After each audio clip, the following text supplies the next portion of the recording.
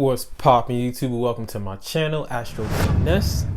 It's your boy Lil Finesse Jiggy Hippie, back with another video for y'all. And in this video right here is if your Lilith is in the 9th house or in the sign of Sagittarius. And I'll pause for the cause. If you don't know how to find your Lilith sign, if you're a new subscriber, if you're just starting off your journey of self-love, self-knowledge, self-understanding, if nobody told you or you never understood why it's so important to really learn about yourself energy-wise through astrology or numerology, don't worry, I got you. There's a couple of videos. I put the link in the description.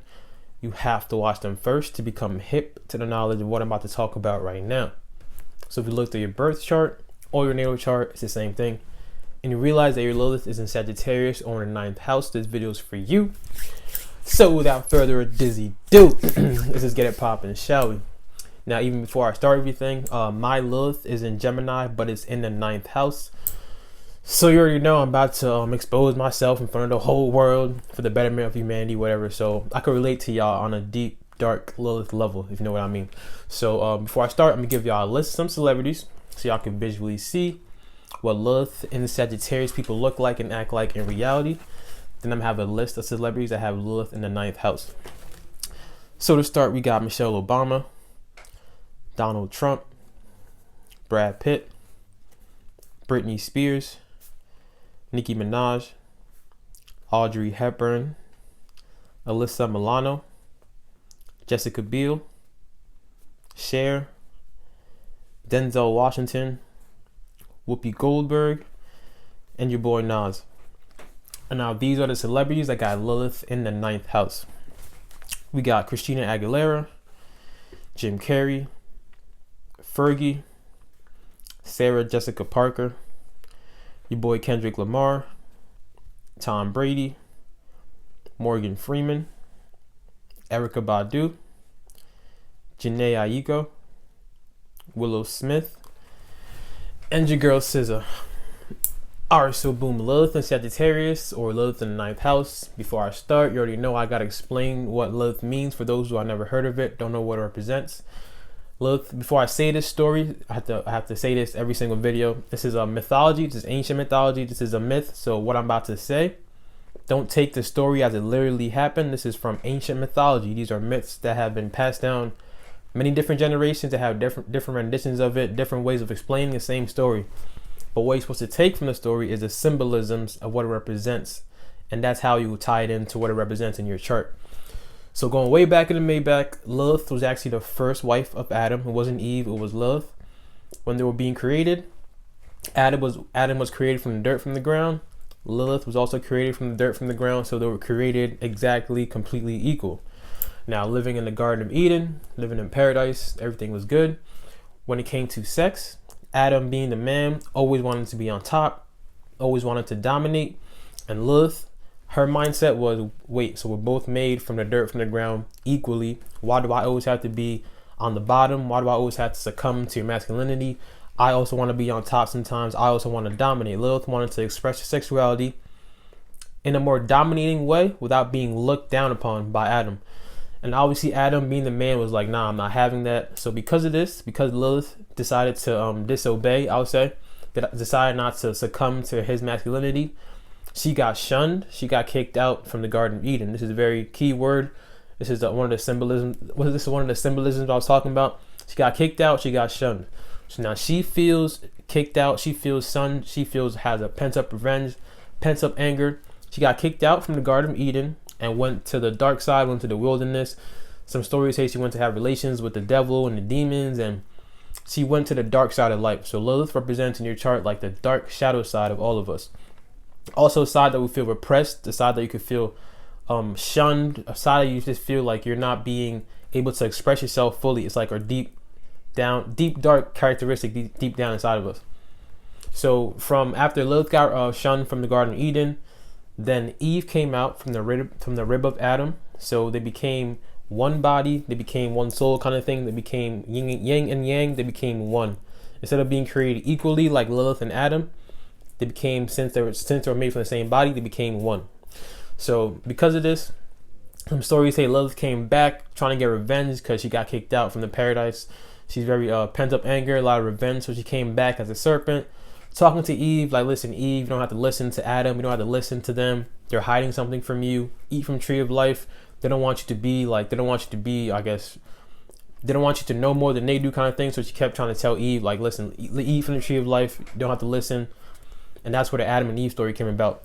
So Lilith, like I said, represents in your chart the dark shadow side energy to all of us. A side that we might feel oppressed growing up, a side that is deep down and pent up inside of us. So not having a Lilith in the sign of Sagittarius or Lilith in the 9th house like I do, when it comes to this, you're going to be doing the dark side, shadow side of the sign of Sagittarius.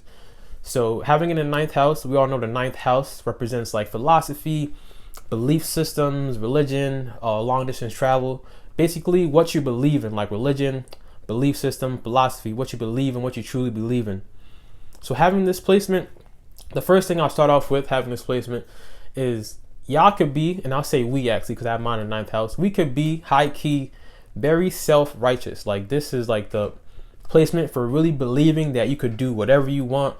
You're always right. Nobody could stop you. And the thing about this is like we get away with a lot of things because, you know, Sagittarius is ruled by Jupiter. Jupiter adds that luck to the Sagittarius sign.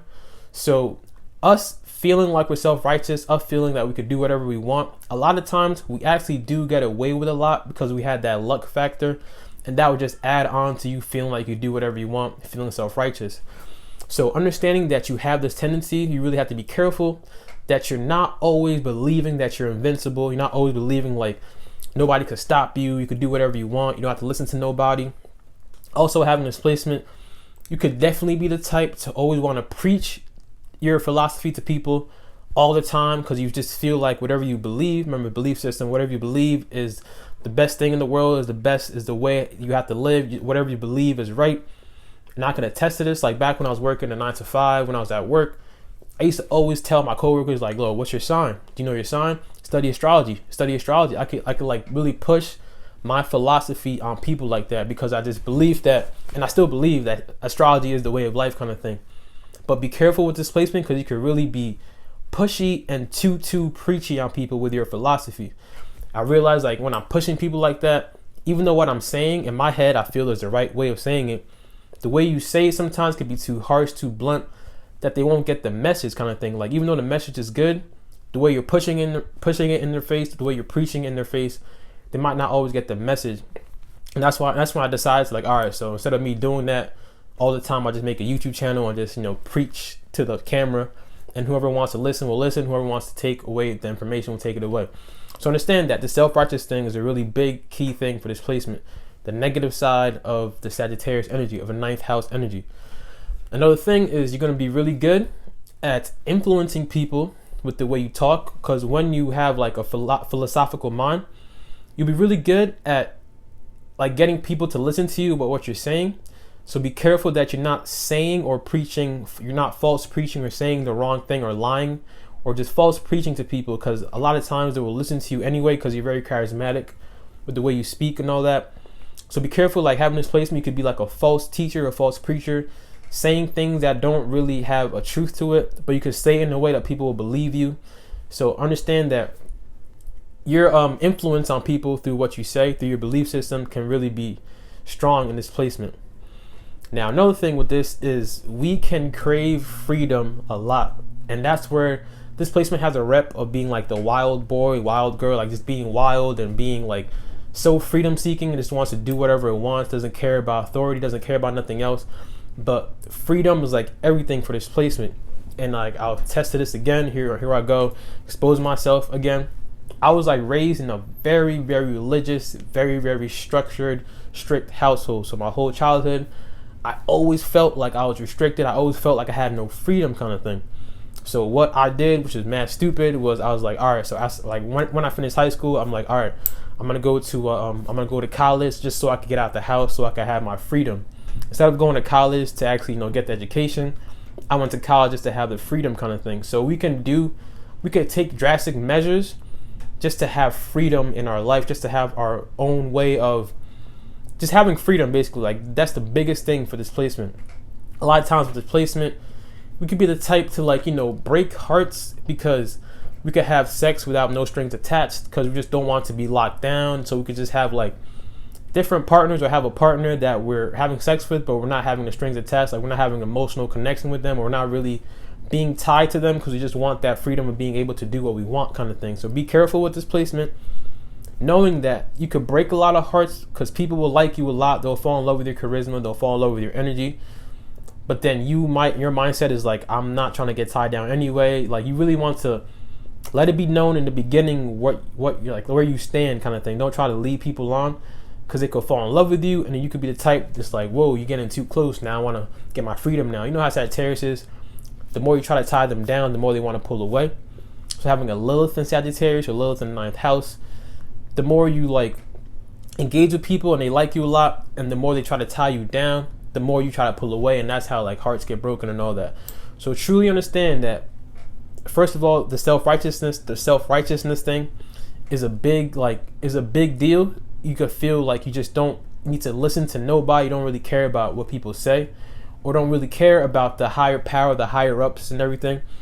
Also, you could be the type to really be completely against, I'll say, religion, or completely against some sort of some sort of thinking that you grew up thinking. Like for me, I grew up in a religion, like really strict religion. So now I'm like I'm not gonna say really against religion, but I'm just generally not really into religion like that, because you could really be on the opposite of the philosophy of how you grew up, because that could have made you feel like you got tied down. That could have made you feel like you were restricted in a lot of ways.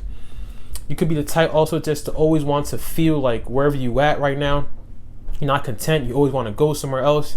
You don't feel comfortable being in your space. You always want to go and travel somewhere else, and you feel that that's where life is. That's where opportunities are.